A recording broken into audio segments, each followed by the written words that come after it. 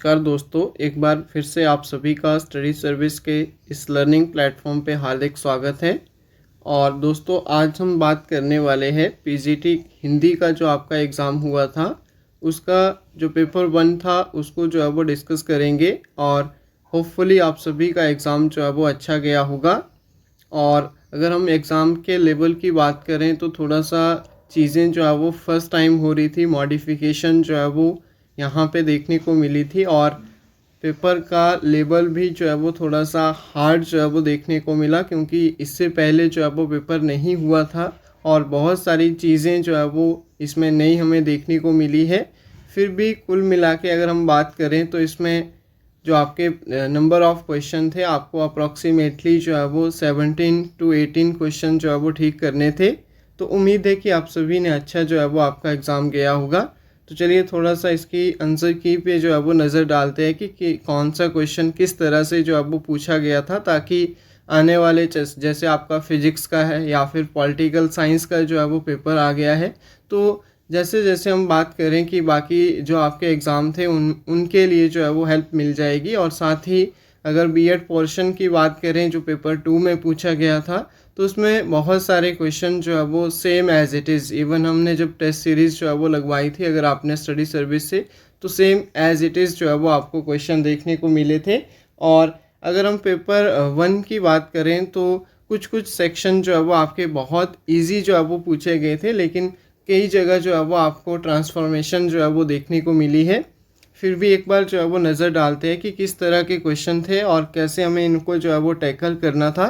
तो मेरे पास जो है वो सीरीज़ डी है और इसका क्वेश्चन नंबर 1 है कि हिमाचल हाई कोर्ट के मुख्य न्यायाधीश, तो यहाँ पे क्या था, चीफ जस्टिस ऑफ इंडिया से रिलेटेड जो है वो क्वेश्चन था और इनको आपने जो है वो अरेंज करना था। तो मैं यहाँ पे आपको डायरेक्ट जो है वो आंसर बताऊँगा कि क्वेश्चन नंबर जो सेकंड था इसमें ऑप्शन नंबर ए हमारा जो है वो राइट आंसर होगा। Option number A will be the correct answer.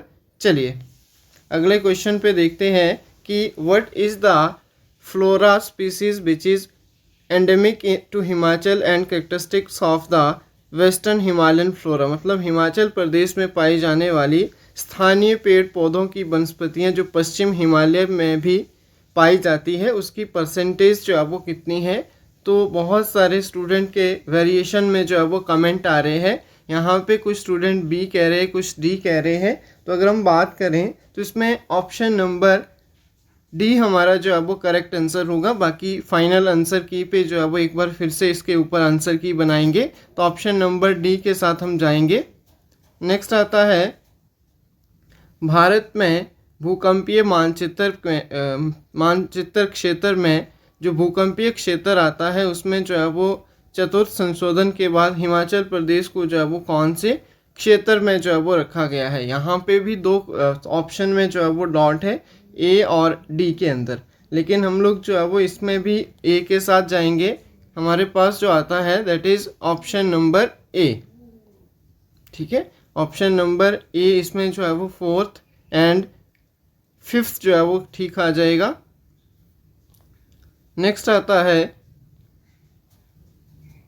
अगर हम बात करें नेक्स्ट क्वेश्चन नंबर नेक्स्ट है क्वेश्चन नंबर 5 है। क्या बोलता है कि 1952 टू 1956 के मध्य हिमाचल प्रदेश में लगभग 55 वैधानिक कानून को जो है वो पारित किया गया था, जिसमें कई प्रगतिशील कानून थे। निम्न वैधानिक कानूनों में से कानून का सामाजिक और आर्थिक दृष्टिकोण को कम प्रगतिशील जो है वो माना जाता है, तो वो कौन सा अधिनियम था। तो आपने याद रखना है क्वेश्चन नंबर 5 के लिए ऑप्शन नंबर बी। ठीक है, मोस्ट प्रोबेबल जो इसका आंसर है that is option number B. Next question आता है क्वेश्चन नंबर 6। तो इसमें आपने करेक्ट जो है वो स्टेटमेंट को चूज़ करना है। तो अगर हम बात करें तो यहाँ पे करेक्ट इनकरेक्ट जो है वो आपने चूज़ करना है, गलत कथन का जो है वो चयन करना है। तो यहाँ पे option number B Shrikhand Mahadev की जो आपकी ऊंचाई है इसमें गलत दे रखी है। नेक्स्ट आता है question number 7। During the Mughal rulers region in Kangra were notice the first time in evolution of new cultural phenomena in rich traditional Indian culture. तो आपने याद रखना है कि मुगल शासक के समय कांगड़ा में पहली बार नई संस्कृति की पहचान जो है वो ऐसा मिश्रण मिलता है, तो ये किससे जो है वो कॉरिलेट करता है? तो इसमें याद रखना है अकबर। ठीक है, ऑप्शन नंबर डी अकबर जो है वो राइट आंसर है। तो थोड़ा थोड़ा बाकी स्टूडेंट जिनका एग्ज़ाम अभी होना है, इनको आइडिया या फिर आइडियाज़ जो है वो मिल गए हैं कि पेपर का लेवल किस तरह से आएगा और कहाँ से हमें चीज़ें जो है वो किस तरह से कंप्लीट करनी है। नेक्स्ट आता है कि सही कथन चुनना है, यानी कि करेक्ट स्टेटमेंट आपको चुननी है। तो अगर हम बात करें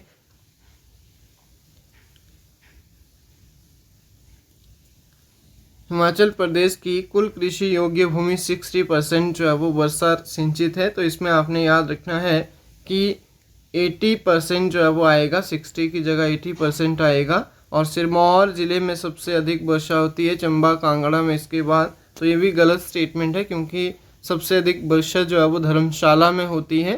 तो दोनों जो है वो इसमें गलत आ जाएंगे, ए और बी दोनों जो है वो गलत है। इट मीन्स यहाँ पे हमारे पास ऑप्शन नंबर बी, ठीक है, both 1 and 2 statement are incorrect. Next देखेंगे, arrange the district following district of Himachal Pradesh in ascending order to their contribution in fruit production. तो फ्रूट प्रोडक्शन की अगर हम बात करें तो यहाँ पे सबसे पहले नंबर पे आएगा 4 यानी कि किन्नौर, फिर उसके बाद आ जाएगा कुल्लू। असेंडिंग ऑर्डर में लिखना है, यानी कि घटते क्रम में लिखना है। उसके बाद सेकंड मंडी आएगा और आपका फोर्थ जो है वो शिमला, यानी कि शिमला में सबसे अधिक फूड प्रोडक्शन होगी। फिर आपका जो है वो मंडी में, कुल्लू में और किन्नौर में। तो इस तरह से आपने याद रखना है, ऑप्शन नंबर डी। नेक्स्ट आता है आबादिक श्रम बल सर्वेक्षण जो है वो PLFS 2021 और 22 के अनुसार हिमाचल प्रदेश की बेरोजगारी दर जो है वो कितनी थी? तो आपने याद रखना है it could be 4%, option number D. Sorry, second जो है वो इसमें करेक्ट हो जाएगा, ऑप्शन नंबर बी।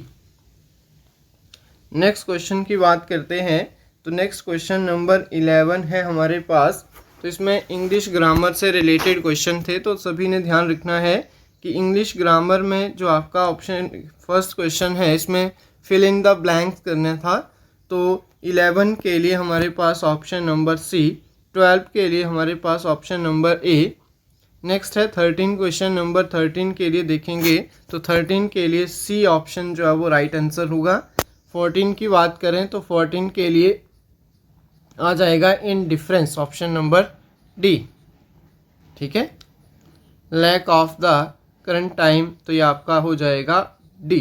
नेक्स्ट है क्वेश्चन नंबर 15 में बात करें 15 to 16, तो इसमें क्या करना है, एरर को आपने फाइंड आउट करना है। तो 15 की बात करें तो ऑप्शन नंबर सी हमारा जो है वो करेक्ट आंसर हो जाएगा। और क्वेश्चन नंबर 16 में जो आपका एरर है that is also option number C. ठीक है, नेक्स्ट आता है the medicine prescribed by the doctor is considered to be the dash which of the cause in all diseases। तो अगर हम बात करें 17 के लिए तो ऑप्शन नंबर बी, 18 की बात करें तो ऑप्शन नंबर डी, और 19 क्वेश्चन के लिए अगर हम बात करें तो हमारे पास जो है वो it could B option number D, very difficult.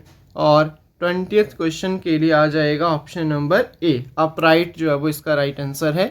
Next देखेंगे क्वेश्चन नंबर 21 के लिए हिंदी ग्रामर से रिलेटेड जो है वो क्वेश्चन है। तो सेकंड ऑप्शन जो है वो इसमें करेक्ट हो जाएगा। 22nd के लिए ऑप्शन नंबर सी। और 23rd की अगर हम बात करें तो 23rd के लिए भी हमारे पास सचिन आता होगा, इस वाक्य में काल बताना है। तो सामान्य भविष्य जो है वो आ जाएगा इसमें। 24th क्वेश्चन की बात करें, निम्नलिखित में से निश्चित संख्या विशेषण का भेद नहीं है। तो 24th में आ जाएगा हमारे पास ऑप्शन नंबर सी। 25th की बात करें, माँ आ जाती तो मैं चलता, ये वाक्य है तो ये आपने बताना है कि माँ आ जाती तो मैं चला जाता या फिर मैं चलता। 25th के लिए तो यहाँ पे ऑप्शन नंबर सी हो सकता है, तो इसको एक बार क्रॉस चेक कर लेंगे। समालोचन में क्या है, तो तो समलोचन में जो है वो आपने याद रखना है ऑप्शन नंबर ए, एक उपसर्ग और एक प्रत्यय है। नेक्स्ट आता है व्याकरण की दृष्टि से उपयुक्त वाक्य है 27 के लिए ऑप्शन नंबर सी, याद रखना है ऑप्शन नंबर सी इसका करेक्ट आंसर है। नेक्स्ट आता है कर रहा हूँ ना, इस वाक्य में न जो है वो अव्यय है, तो आपने बताना है 28 के लिए, तो निश्चित अर्थ में, निश्चय के अर्थ में आ जाएगा। 29 की बात करें कि गांधी जी राष्ट्रपिता है, आपका जन्म पोरबंदर में हुआ था, उपयुक्त उदाहरण में आप परिवर्तन क्या है, तो यहाँ पे आपने याद रखना है कि 29 के लिए मध्य पुरुष, ठीक है, मध्य पुरुष जो है वो आपने याद रखना है। नेक्स्ट आता है 30th क्वेश्चन कि किस वाक्य में साथ शब्द का संज्ञा के रूप में उपयोग हुआ है, तो इसमें आपने याद रखना है ऑप्शन नंबर बी, ये हो सकता है ऑप्शन नंबर बी इसका करेक्ट आंसर है। बाकी फाइनल आंसर की पे अगर आपको भी लगता है कि किसी क्वेश्चन में कोई आंसर मैंने गलत बता दिया है तो उसको भी आप जो है वो करेक्ट कर सकते हैं, चैट ऑप्शन में आप अपना कमेंट जो है वो लिख सकते हैं। अब हम जनरल जो है वो आपका नेशनल और इंटरनेशनल जीके की बात करें, तो जब भी मैंने आप लोगों की क्लास ली थी तो सबसे पहला क्वेश्चन यही डाला था, अगर आपको याद होगा, कि निम्न में से कौन सा संगठन जो है वो नेशनल इनकम का जो है वो अनुमान लगाता है, तो मैंने कहा था SCSO, सेंट्रल आपका जो है वो स्टैटिस्टिकल ऑर्गेनाइजेशन, ठीक है, तो ऑप्शन नंबर ए इसका बिल्कुल करेक्ट आंसर था। फिर आपका जो है वो 5 ईयर प्लान की जो है वो आपने क्या करनी है, करेक्शन करनी यानी कि एक दूसरे से मैच आउट करना है, तो 22 के लिए आपने याद रखना है ऑप्शन नंबर ए।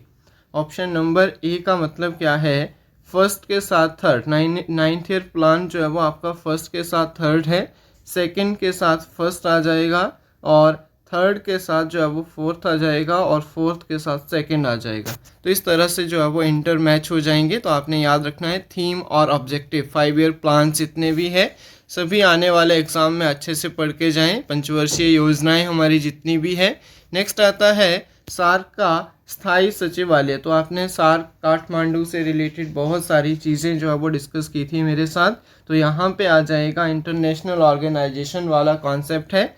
तो 33 नंबर का जो हमारा क्वेश्चन है इसमें आ जाएगा काठमांडू।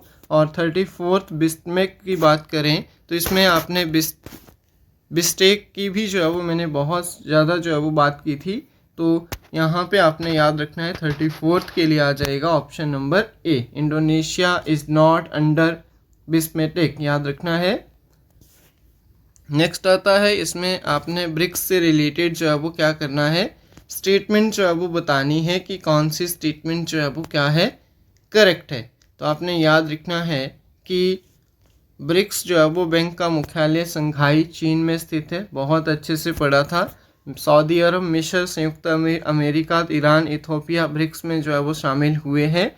तो अगर आपको याद होगा तो मैंने जब आपकी MCQ सीरीज़ ली थी उसमें ये क्वेश्चन जो है वो करवाया था, बोर्ड पे ही हमने डिस्कस किया था। तो यहाँ पे ऑप्शन नंबर ए, कथन ए और कथन दो दोनों जो है वो सही हो जाएंगे, ऑप्शन नंबर ए हमारा जो है वो राइट आंसर है। 36 की बात करें तो RBI से रिलेटेड है कि आपका जो है वो बेल्ट एंड रोड इनिशिएटिव की बात करें, परियोजना जो है वो अक्सर 21वीं सदी में, ठीक है, सिल्क रोड के रूप में वर्णित किया गया था। तो अगर इसकी बात करें 36 की, तो यहाँ पे ऑप्शन नंबर ए जो है वो लग रहा है कि करेक्ट हो सकता है। इसको भी क्रॉस चेक करेंगे एक बार दोबारा से जब आपकी फाइनल आंसर की आएगी। 37 नंबर के क्वेश्चन की बात करें तो 37 का यहाँ पे क्या बताना है, निम्न में से कौन सा कथन भारत की संघीय राजनीति से के बारे में सत्य नहीं है, तो इसमें भी ऑप्शन नंबर ए आंसर लग रहा है, लेकिन एक बार इसको भी हम चेक करेंगे, ठीक है, ऑप्शन नंबर ए में भी हो सकता है कि करेक्ट है। नेक्स्ट आता है 38 नंबर का क्वेश्चन है, तो 38 की अगर हम बात करें तो यहाँ पे, ठीक है, कांग्रेस जो अधिवेशन हुआ था इसमें लाहौर अधिवेशन, तो ये आपका 1927 में नहीं 1929 में हुआ था। एक बात याद रखनी है, तो ये गलत हो गया। और सविनय अवज्ञा आंदोलन जो है वो आपका 1930 में हुआ था, तो ये भी जो है वो गलत हो गया। तो हम क्या बोलेंगे, हम इसमें बताएंगे कि हमारे पास जो ऑप्शन नंबर कौन सा, ए और कथन बी दोनों जो है वो गलत है। नेक्स्ट आता है the permanent settlement was introduced by, स्थायी बंदोबस्त जो है वो किसके द्वारा लागू किया गया था, तो 39 के लिए आपने याद रखना है ऑप्शन नंबर ए, कॉर्नवालिस जो है वो सही आंसर है। नेक्स्ट आता है क्लॉडियन गोल्डन को आर्थिक विज्ञान में काम करने के लिए नोबेल मेमोरियल पुरस्कार जो है वो मिला था, तो यहाँ पे 40 नंबर क्वेश्चन के लिए आ जाएगा ऑप्शन नंबर बी, श्रम बाजार में महिलाओं के ऐतिहासिक और समकालीन भूमिका के लिए। ठीक है, नेक्स्ट आता है 41 नंबर का क्वेश्चन है, तो इसमें प्रधानमंत्री इंडिया टिकेट जो है वो विजन लक्ष्य को सबसे तेजी से बढ़ती नवप्रवर्तक अवस्था जो है वो माना है, तो 41 के लिए आपने याद रखना है कथन ए गलत है और कथन बी जो है वो सही है, लेकिन ये गलत है। ठीक है, which one of the policy is not been initiated by the NDA government headed by prime minister Narendra Modi, तो नरेंद्र मोदी के नेतृत्व में एनडीए सरकार की कौन सी नीति जो है वो शुरू नहीं की है, तो 42 के लिए आ जाएगा ऑप्शन नंबर सी। नेक्स्ट आता है फरवरी 2024 में प्रधानमंत्री नरेंद्र मोदी में द्वारा किस देश में BAPS स्वामीनारायण मंदिर का उद्घाटन जो है वो किया है, तो ये भी मैंने डायरेक्ट आपको जो है वो क्लास के अंदर डिस्कस करवाया था, अगर आपको याद होगा तो UAE, बहुत अच्छे से हमने पढ़ा था, UAE संयुक्त राष्ट्र अमीरात जो है वो ऑप्शन नंबर बी इसका करेक्ट आंसर हो जाएगा। नेक्स्ट आता है 44 नंबर का क्वेश्चन है, तो उभरती जनरेटिव AI जो आपके पास इंटेलिजेंस है उससे रिलेटेड क्वेश्चन है, तो डल ई जो है वो इसका राइट आंसर हो जाएगा ऑप्शन नंबर बी। संसद से रिलेटेड क्वेश्चन था, ये भी आपने बताना है कि इसमें कितनी जो है वो कार्रवाइयाँ थी और ये कब हुआ था, तो ये भी हमने अभी रिसेंटली जो है वो डिस्कस किया था। फिर 45 नंबर के क्वेश्चन के लिए ऑप्शन नंबर ए हमारा जो है वो करेक्ट आंसर होगा। नेक्स्ट आता है कि हमारे 5-6 क्वेश्चन और हिमाचल के बच गए थे। Which of the following does not pass through the Himachal Pradesh, तो झेलम जो है वो नहीं आती है, सभी को पता है। 47 क्वेश्चन की अगर हम बात करें, 47 क्वेश्चन हो जाएगा जो आपके पास नाट्य नृत्य है, ये लोकप्रिय गिनीज बुक में वर्ल्ड रिकॉर्ड है, सही बात है। फिर आपका कुल्लू का दशहरा, ये भी इसी से रिलेटेड है, तो हो सकता है कि इसमें कुछ ने एरर भी शो किया है, बट स्टिल हम जो है वो किसके साथ जाएंगे, दोनों जो है वो सही है, इस कथन के साथ जाएंगे। नेक्स्ट आता है इंडिया फर्स्ट जनरल इलेक्शन 1951-52, सभी को पता है, तो पहला वोट जो है वो बिगन हुआ था, तो चीनी तहसील जो आपका शरण सिंह नेगी थे, उसी से आप इंटर कॉरिलेट कर लीजिए, तो ऑप्शन नंबर ए।